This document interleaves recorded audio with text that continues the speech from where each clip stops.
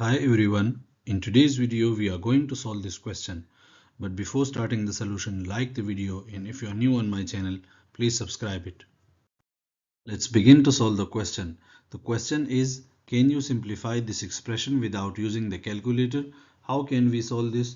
First we write this expression in more general form like n into n plus 1 into n plus 2 into n plus 3 plus 1.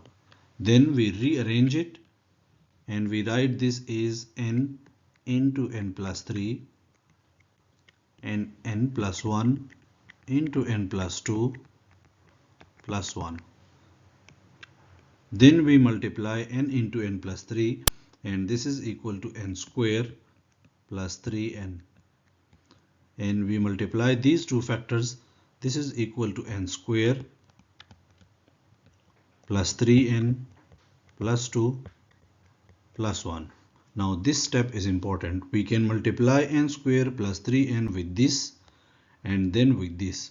So the next step will be n square plus 3n whole square plus 2 into n square plus 3n plus 1. And this is like a square plus b square plus 2ab, and this is equal to a plus b whole square. So this is equal to n square plus 3n plus 1 whole square.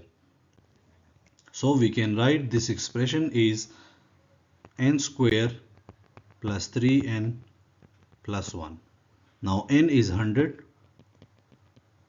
So if we put 100 here, this will be equal to 100 square plus 3 into 100 plus 1.